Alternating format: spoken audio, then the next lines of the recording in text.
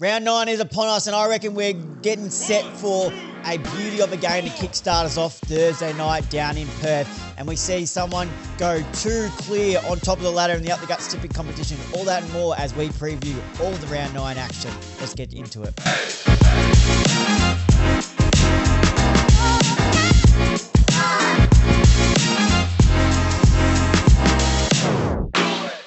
Hello, everybody, and welcome back to the Up the Guts podcast. Joining as always is your host, Trent D'Alton. Some of you might know me as Tricky. And yes, this is the preview episode as we're up to round 9 now.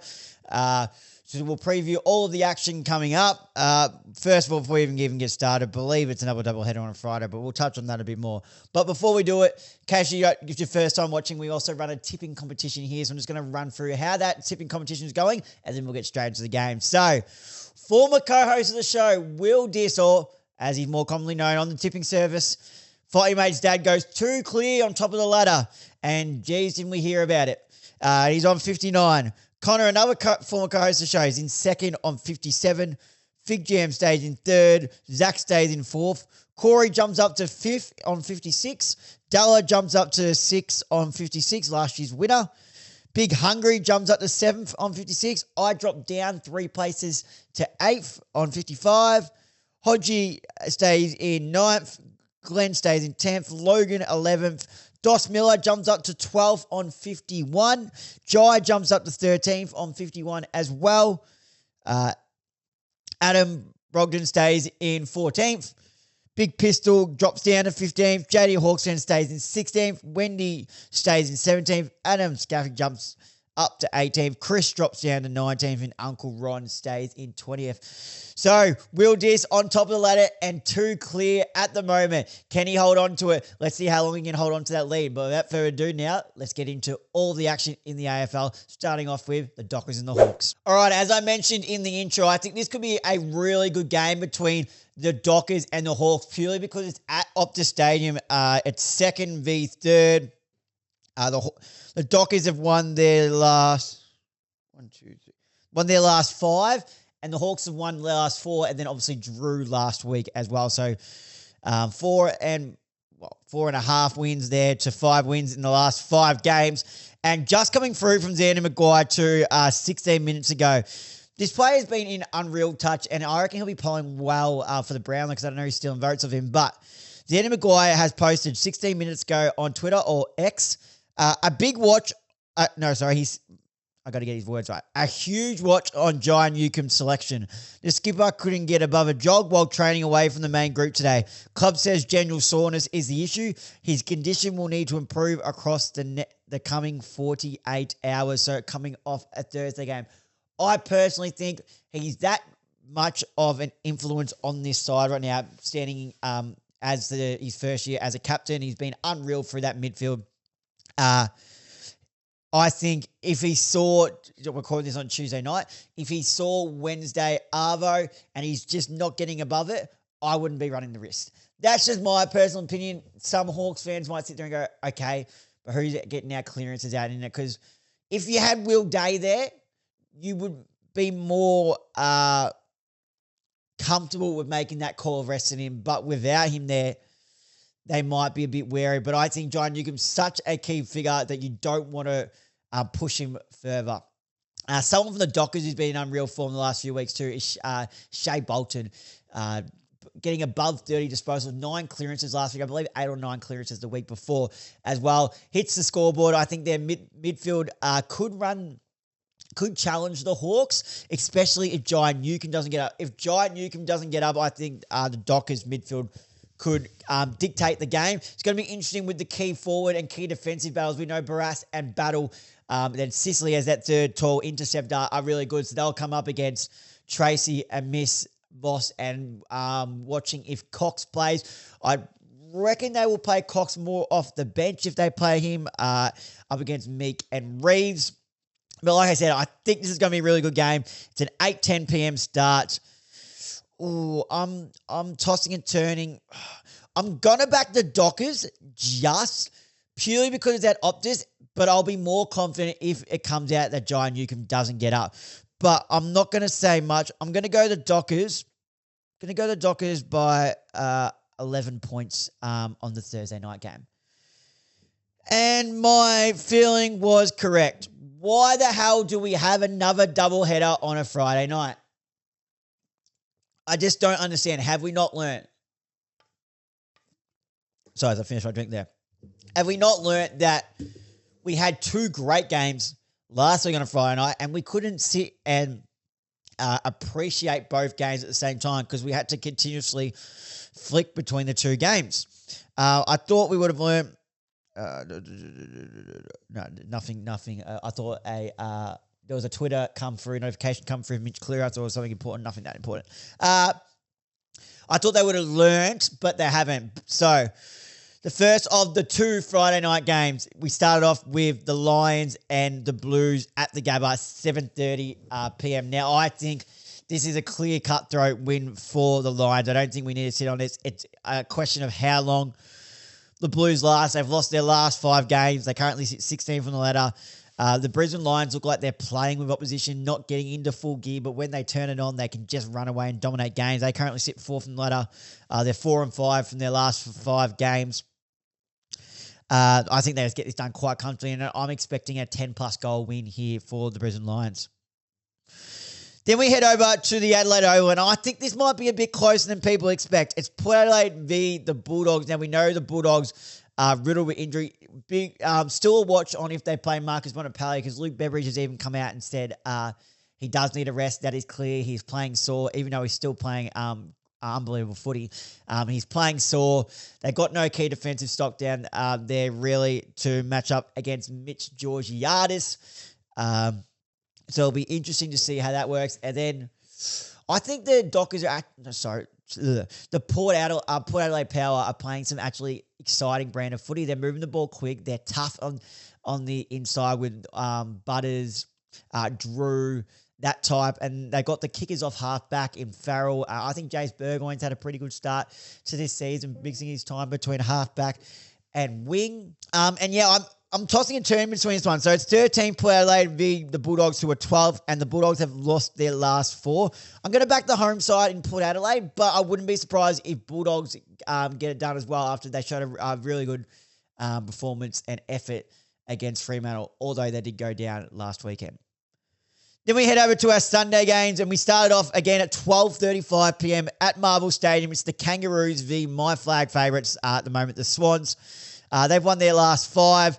The Kangas are 2-3 from their last 5 games. Currently sit 10 from the ladder. They come against first and ladder.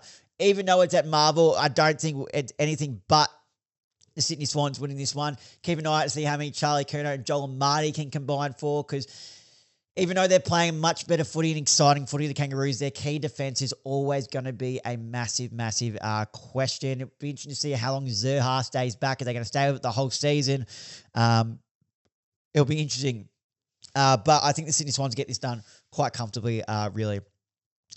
Then at 4, we've got a double header on Saturday night as well. God. For Saturday night's okay. Saturday night's a bit better, but Friday night, give me a spell, especially when we've got a Thursday night game. 4:15 p.m. at NG Stadium, we got the Giants and the Bombers. Might be a bit closer than people think. Okay, I am going to go to the Giants, who currently sit 14th from the ladder, to the Bombers 17th. But I think the Bombers are showing a bit more fight as of late. Maybe not the last 2 weeks, but the Giants are just going as well. They're starting to get some cattle back. So by all means, I expect them to get it done. But the old Giants that we were hoping for coming into this season before the injuries as well probably would have got this done by 10 goals with the current from the Bombers in. But I think it will be more of a... Oh, do I even want to say it? Oh, it's going to be a 6-7 goal victory. Probably more along those lines.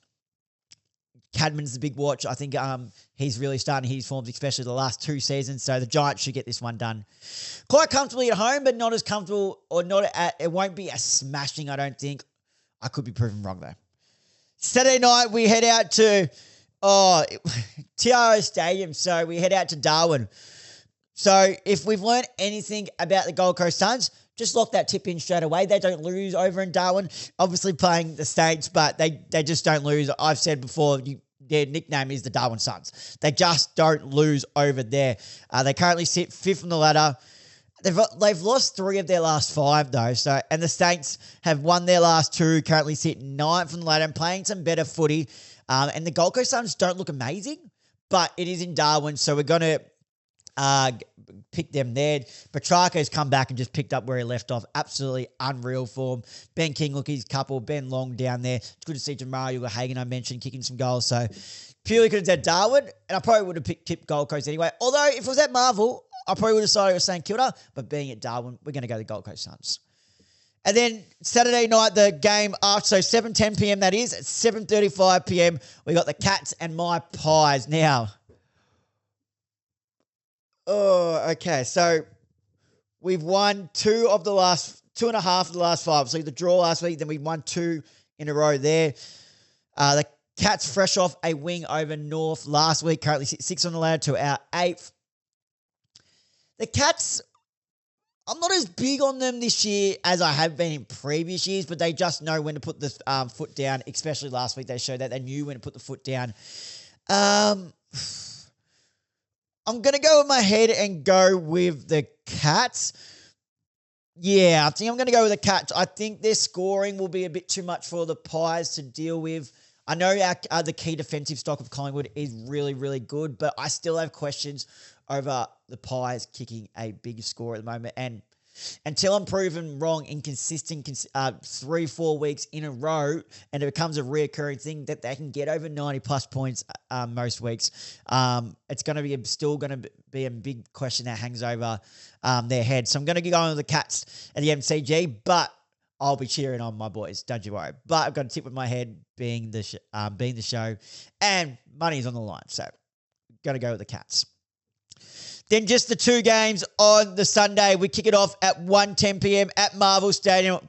Melbourne v. the West Coast Eagles, and the Demons just get this one done. They currently sit 7th on the ladder. Probably been the surprise packet of the season, I reckon. A lot of people, when they lost Petrarca, they lost Oliver, thought they were going to fall away. But then enter Keziah Pickett. He's just taken this midfield by storm. Max Gorn hasn't lost his touch.